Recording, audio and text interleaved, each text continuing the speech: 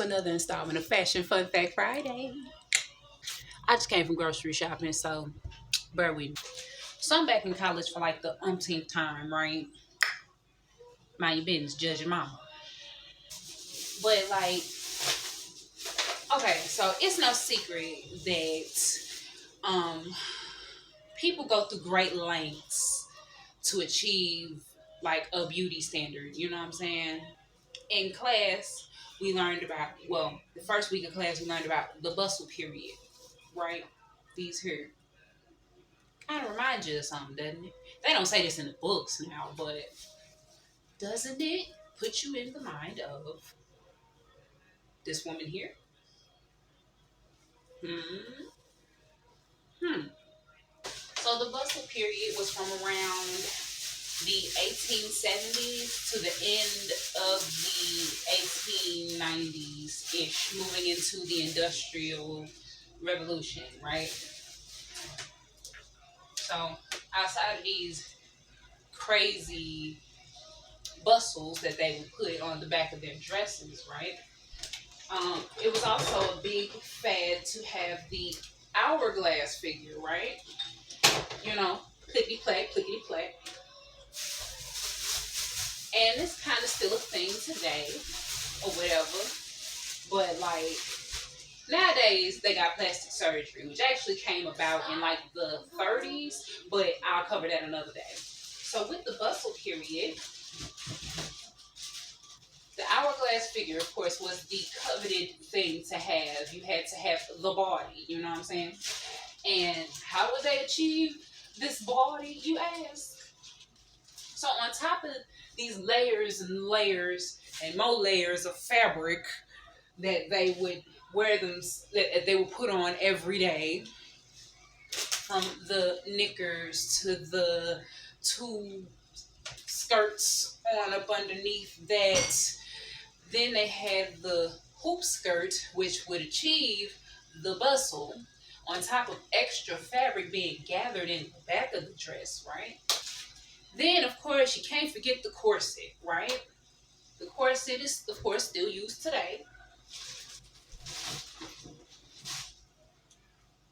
But they would have the corsets so tight that the waist was super duper snatched, right? And I do mean snatched. Can you breathe? So, on top of having this super extra, super duper tight corset, right? They said it has to be another way to achieve this itty bitty waist, right? So, what did they do, you might ask? Somebody came up with the grand idea of ingesting tapeworm eggs. You heard me right. Tapeworm eggs to achieve a snatched waist. This was the advertisement for it. So women would ingest these tapeworm eggs, right? Eat them, and then they hatch, and then now you got a little mini tooth buddy that looks like so in your belly, helping you eat, and so that you can have a snatched waist. Crazy, right? But wait, there's more. But Kay, how did I get them out? I'm glad you asked. So apparently, the kit, quote unquote, will come with a pair of gloves, right?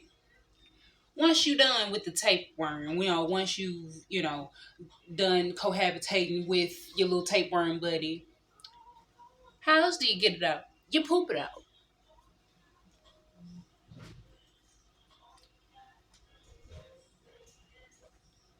You heard me right. Poop it out. Mm-hmm. They will poop, take the gloves, go through their poop, and try to find the tapeworm. The only way you know that your tapeworm is out of you is by finding the tapeworm. When you see this, that's how you know it's out.